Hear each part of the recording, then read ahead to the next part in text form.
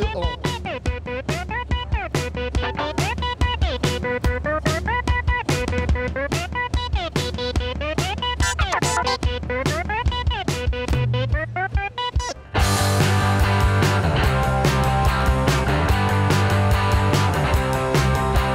Je crois qu'en fait c'était une manière d'apprivoiser le son sur l'espace public, c'est aussi générer des pratiques sonores, dominer aussi les zones de bruit. À l'extérieur, le bruit est toujours quelque chose de très incommodant, de très dérangeant.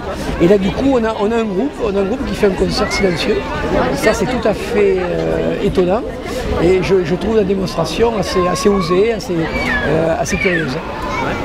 C'est très bien, ils peuvent jouer en plein milieu d'une ville par exemple, en plein après-midi sans déranger personne. Non, j'avais jamais vu de concert dans un bocal à poissons. Bah, tu peux faire aussi des concerts dans la rue sans mettre une bulle. Mais je trouve le principe très marrant, très rigolo. C'est drôle. Ouais, mais c'est en ville, c'est ça qui est bien. Ouais, mais... Ah ouais. Je ne sais pas si ça prendra beaucoup, oui. Pour moi, si c'était payant, je ne pense pas qu'il y aurait du vraiment. Parce qu'il paraît que le son est meilleur, on entend mieux. J'ai pas envie d'avoir quelque chose sur la tête pour écouter un concert avec des gens qui s'animent dans une cage. C'est fou d'être enfermé quand même alors qu'on joue de la musique et qu'il faille passer par un casque pour les écouter. Ouvrons la porte, libérons-les, sauvons-les, abattons les murs. Il y a des tas d'endroits où on peut faire des concerts. Il y a les prisons, il y a les églises, il y a les lieux dans la rue, il y a les théâtres. Mais enfermés dans une cage, c'est pas des bêtes fauves quand même. On pourrait leur lancer des cacahuètes. Ouais. Non, c'est vrai, c'est dérangeant de les voir enfermés, quoi. Et le fait de regarder comme ça les musiciens comme s'ils étaient une espèce de curiosité, ça me coupe complètement le lien entre les musiciens, la musique et moi, le spectateur, entre guillemets. Non, ils n'ont pas l'air si malheureux. Un peu chaud peut-être. Mais... Vu que la clim marche toujours pas. Mais ça va, c'était bien, on avait des ventilos là, c'était beaucoup plus supportable qu'à Toulouse. Je dirais zoo quoi, cacahuètes quoi, c'est dérangeant. Ouais, moi ça me dérange pas plus que ça, dans la mesure où je prends ça comme un happening ou une espèce de... Voilà. Si jamais ça doit se répandre...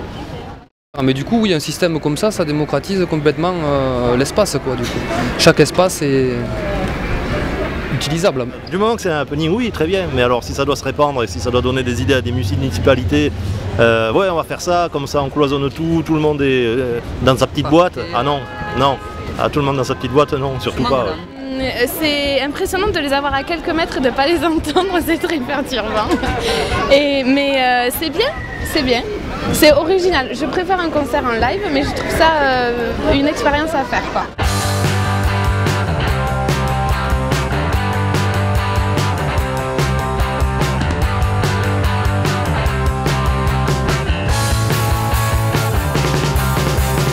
Déjà, c'est pas très fort. Alors pour moi, c'est trop fort. À partir du moment où on est vraiment focalisé sur le son, et il n'y a plus que ça en fait.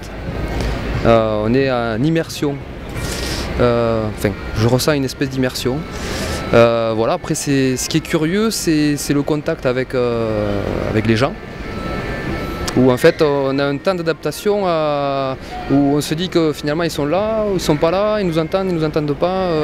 Ils nous entendent d'ailleurs je crois. Souvent j'ai remarqué que les gens avaient un petit laps de temps au départ pour se connecter, réagir comme sur un concert normal, c'est-à-dire applaudir à la fin des morceaux, tu sais, il y a toujours ils savent pas trop en fait quoi, ce qu'ils doivent faire ou quoi. Après je pense qu'il faut un certain temps pour se décomplexer et pouvoir bouger dans l'espace. Parce que finalement on n'est plus pris par la masse et tout ce qu'on retrouve dans un concert traditionnel.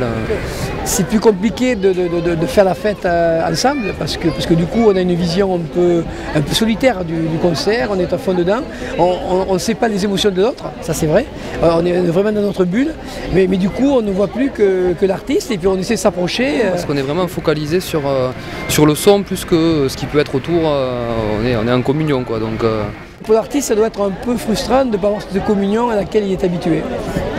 Des réactions de gens étonnés, des petits sourires, des choses, des proximités qu'on ne peut pas avoir sur un lieu de concert vu qu'on est loin des gens. Enfin, tu vois qu'on est un peu sur une scène en hauteur, on est séparé du public alors que là on est au milieu des gens.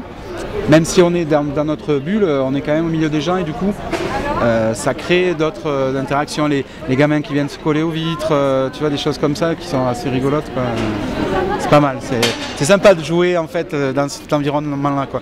Tu veux capter des regards, des trucs avec des gens que tu n'as pas forcément en concert, où tu es dans un lieu où tu es éclairé, tu vois, et tu es dans le noir. Nous, souvent, on voit pas les gens en fait en concert, donc, alors que là, ouais, tu es autour, tu es au milieu des gens. Très bien, mais ça fait très égoïste, quoi. Chacun est dans son petit coin, on ne partage pas, quoi. Sauf que c'est dommage, on ne peut pas partager des trucs avec les autres, voir ce qu'ils en pensent et tout, des trucs comme ça. On peut avec ça, parce que quand tu le mets comme ça, ou alors tu enlèves une oreille et ça marche. Hein. C'est pas la même ambiance.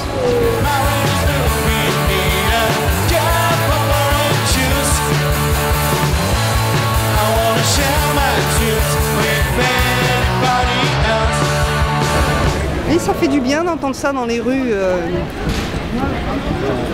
d'Agen, parce qu'on a Agen là. Qu'on fasse quelque chose comme ça à Agen, c'est bien. Je trouve ça marrant. Quelle est la différence entre la musique et le bruit? Alors, la grosse différence, c'est surtout une question d'organisation. C'est qu'un bruit est parfaitement aléatoire alors qu'une musique est organisée.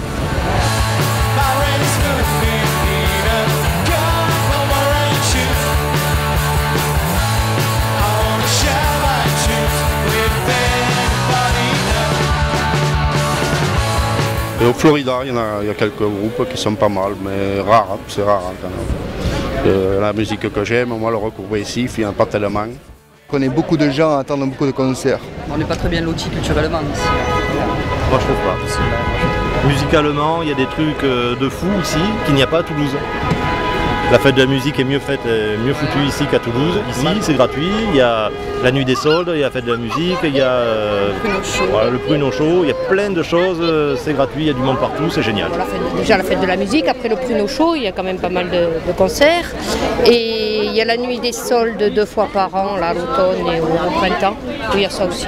Je pense que cet été, ils ont fait des concerts qui n'étaient pas terribles. Hein. Ils ont fait venir des amateurs, alors que place de la mairie, là, il y avait de bons groupes. Hein. Il y a quelques années de ça. Maintenant, ça s'est perdu. Je sais pas, il manque un moyen financier peut-être. Si sur Agen, il manque une salle de spectacle, tout simplement. Après, ah bah oui, mais le Florida, c'est pour des, enfin, c'est limité en nombre de personnes, voilà. Donc là, sur Agen, il manque vraiment une salle de concert, de spectacle. Ça dépend de la municipalité. Pas donner toujours l'argent au rugby, alors qu'il y a d'autres disciplines qui méritent autant. Hein. Chaque municipalité a des axes. En ce moment, il va y avoir un cinéma, peut-être qu'il y aura une salle de spectacle plus tard, ou il aurait pu y avoir une salle de spectacle qui se serait fait il y a 20 ans, ça n'a pas été le cas. Tout va au rugby, quoi.